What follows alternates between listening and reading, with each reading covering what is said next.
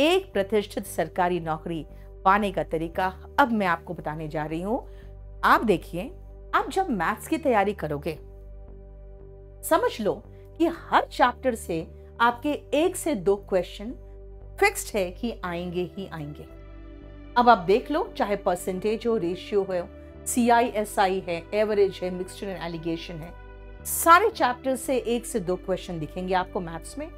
Reasoning में ये सारे चैप्टर्स के नाम लिखे हुए हैं जिसमें आपको 1 से 2 क्वेश्चन दिखेंगे। कोडिंग डिकोडिंग से 2 से 3 क्वेश्चन दिख जाते हैं। लेकिन आप देखोगे सारे चैप्टर से blood relation, sitting arrangement, logical Venn diagram, missing number series, classification, सबसे 1 या 2 क्वेश्चन दिखेंगे। इंग्लिश में अगर आओगे तो डायरेक्ट इनडायरेक्ट यानी नरेशन से 2 क्वेश्चन, एक्टिव एंड पैसिव से 2 क्वेश्चन दिखेंगे। क्लोज टेस्ट 5 क्वेश्चन आते हैं, ईडियम से 2, फिलिंग द ब्लैंक से 2, सिनोनिम और एंटोनिम से 2-2, सेंटेंस कंप्लीशन से शायद एक आध आ जाए, पैराजम्बल्स यानी सेंटेंस अरेंजमेंट या वर्ड अरेंजमेंट से आपके 3 क्वेश्चन भी दिख जाते हैं, कई बार नहीं भी दिखते हैं।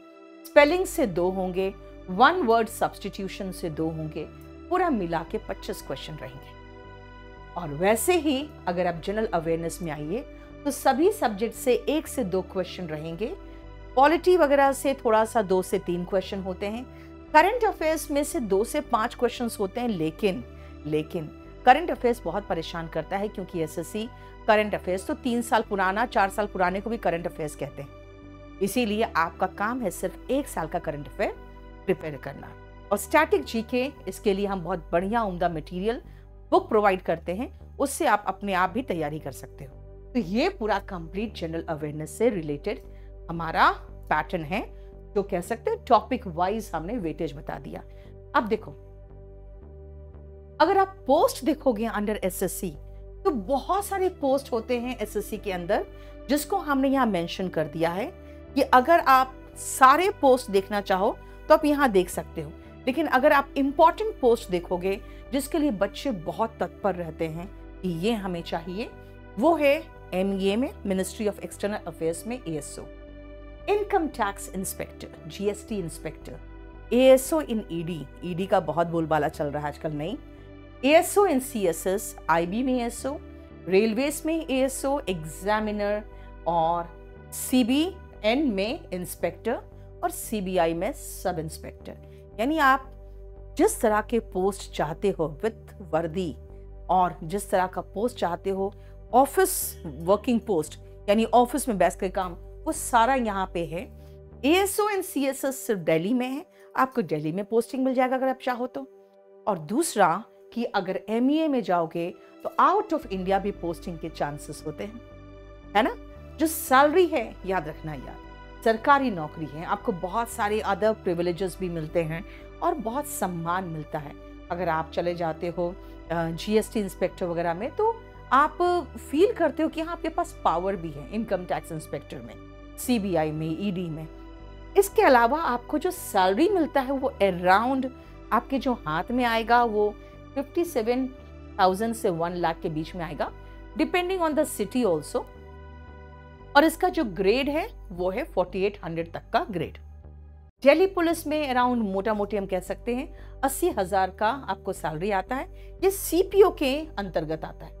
दिल्ली पुलिस SI जो है वो CPO से आप सेलेक्टेड होके जाते हो। अब आइए, मिनिमम टाइम जो आपको लगेगा सिलेक्शन के लिए वो कितना लगेगा। सीरियस प्रिपरेशन करना पड़ेगा आपको 1 साल का, रोज 7 से 8 घंटे आपको पढ़ना पड़ेगा। अब बोलोगे मैं पढ़ूं कैसे? सबसे पहले बहुत पेशेंटली, एकदम पेशेंस के साथ आप पूरे सिलेबस को केयरफुली पढ़िए, पूरा कंप्लीट करिए। फिर जैसे जैसे आप पढ़ते जाते हो एवरी चैप्टर को कंप्लीट करिए अच्छे से, प्रॉपरली। उसके बाद आप पर्टिकुलर चैप्टर्स जो कंप्लीट करते जा रहे हैं उनके साथ उनके क्वेश्चंस लगाते जाइए। अगर हो सके उस चैप्टर की प्रीवियस ईयर क्वेश्चन भी लगाइए। लेकिन जैसे आप मिक्स्ड प्रीवियस ईयर क्वेश्चंस में पहुंचोगे आप 1 से 2 महीने कंफ्यूज रहोगे, क्योंकि मैथ्स में तो हो जाता है, रीजनिंग में भी हो जाता है। इंग्लिश में बच्चे कहते हैं मैम पीछे आंसर देखते फिर लगता है अरे ये पता तो था, लेकिन उस समय क्लिक नहीं करता है, क्योंकि जब आप एक लेन में ड्राइव करने के आदी हो जाते हो और फिर आपको कहा जाता है मल्टीपल लेन में आपको ड्राइव करना है, तो थोड़ा सा प्रॉब्लम होता है ना, ट्रैफिक को मैनेज करते हुए उसके बीच में से निकलना, लेकिन धीरे धीरे सीख जाते हो।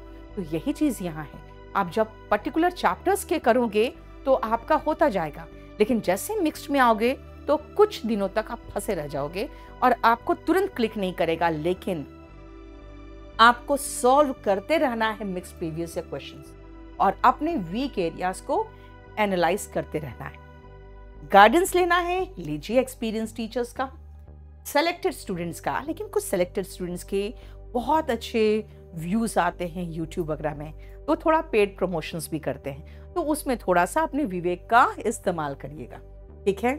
अब आइए, जो इंग्लिश मीडियम स्टूडेंट्स होते हैं, बेटा प्लीज फॉर गॉड सेक आप जरूर तैयारी करो।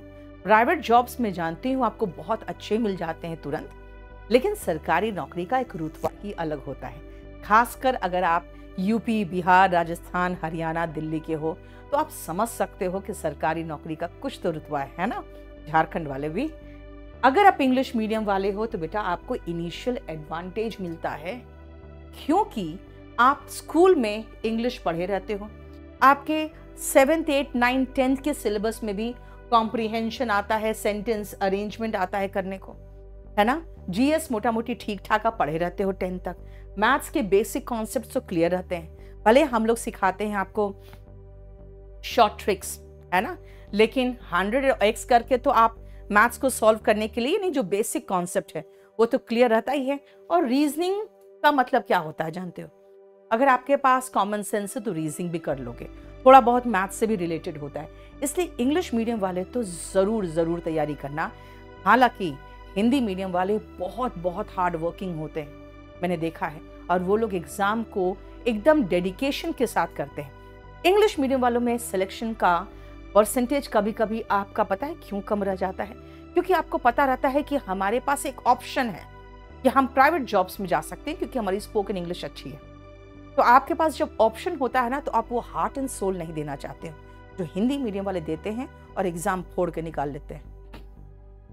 आइए, इंपॉर्टेंट पॉइंट्स जो आपको जानना चाहिए वो है कि सीजीएल के क्वेश्चंस में भाई ट्रेंड चेंज हो रहा है 2018 के बाद। अब 17 का मेंस का पेपर देखना आपको मुश्किल हो जाएगा 120 क्रॉस करना, लेकिन वही 18 के बाद मैथ्स के क्वेश्चंस जैसे लगते हैं बहुत ही आसान हो, चाहे प्री हो या मेंस हो। इसीलिए डिफिकल्टी लेवल रिड्यूस कर गया है।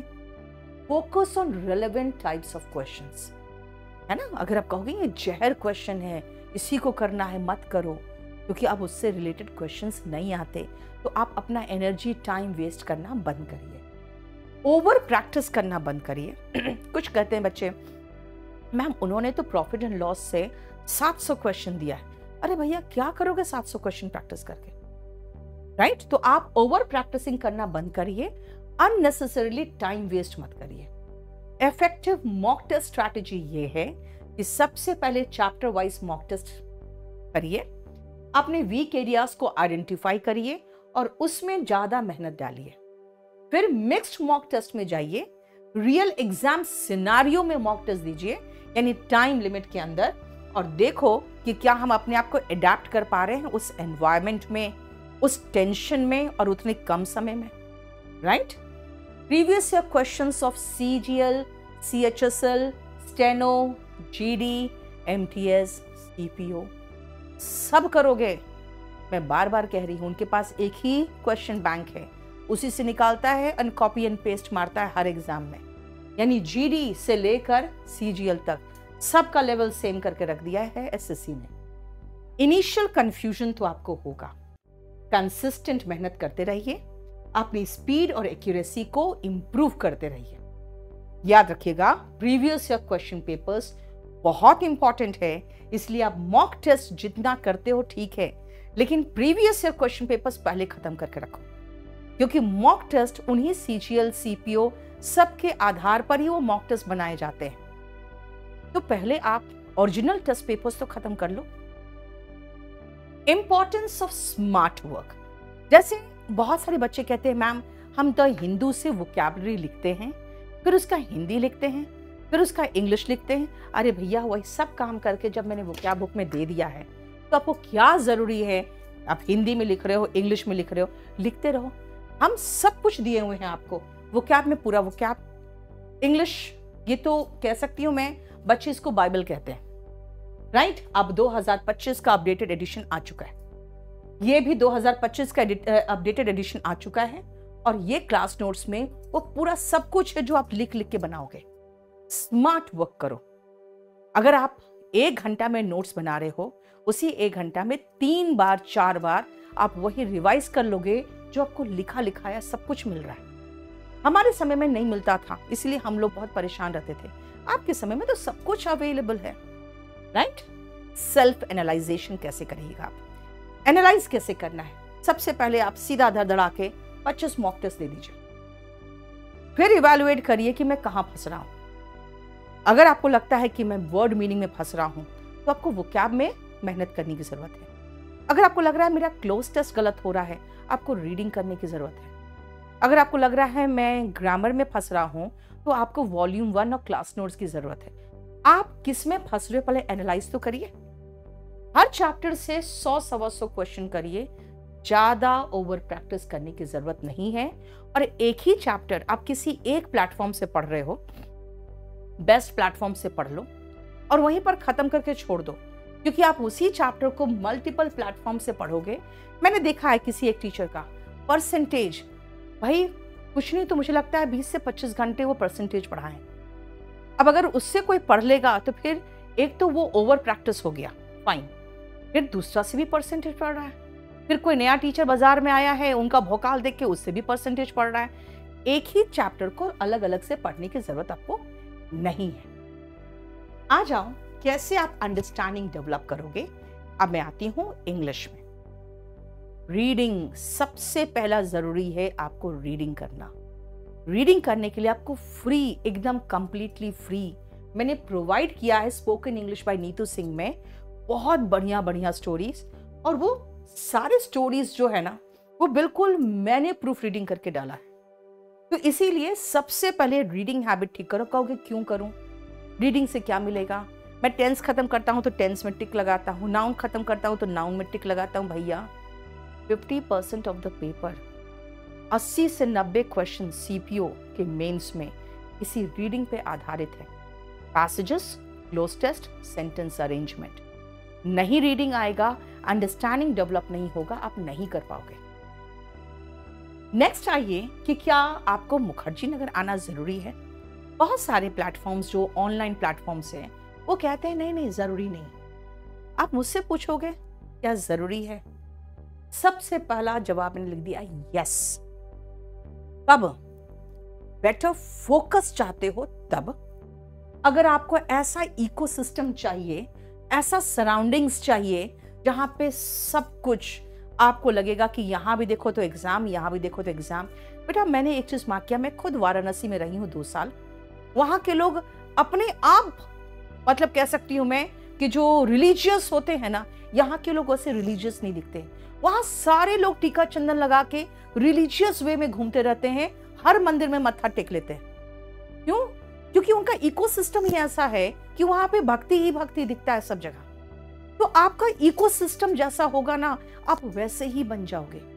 इसीलिए इकोसिस्टम एंड सराउंडिंग्स, चारों तरफ आपको लाइब्रेरी दिखेगा, बुक शॉप्स, हर वैकेंसी का इंफॉर्मेशन मिलता रहेगा। सक्सेसफुल स्टूडेंट्स और बेटर पोस्ट के लिए यहाँ घूमते रहते हैं, लाइब्रेरीज में मिल जाएंगे।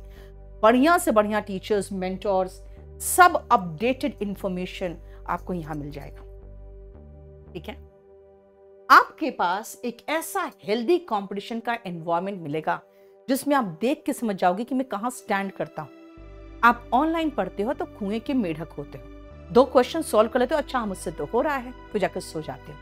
फिर मोबाइल हाथ में है तो थोड़ा व्हाट्सएप भी देख ले, भाई यूट्यूब में कुछ नया आया देख ले, थोड़ा सा इंस्टाग्राम में भी देख ले, तो आप स्क्रॉल करने लगते हो, आपका वो माहौल नहीं बनता है। देखो एक एडिक्शन बहुत बड़ी चीज होती है। हमारे समय में अगर हमारे हाथ में कोई फिल्म की मैगजीन देख लेते थे घर वाले, तो छीन के ले जाते थे कि पढ़ाई करो अपना। वो हमसे मैगजीन छीन लेते थे। क्या आज हम इस कंडीशन में हैं कि अपने बच्चों के हाथ से मोबाइल छीन ले? वो कहेंगे भाई ऑनलाइन क्लास कहाँ से पढ़े, हाँ मोबाइल ले लोगे तो। यानी हाथ में डिस्ट्रैक्शन मौजूद है, कब तक अपने आप को बचा लेंगे? और ये अगर आप में पावर है तो आप बेशक आराम से पढ़िए ऑनलाइन, क्योंकि मैंने पहला नहीं दूसरा में यही दिया है। जो सेल्फ मोटिवेटेड है और डिस्ट्रैक्शन फ्री है वो ऑनलाइन पढ़िए।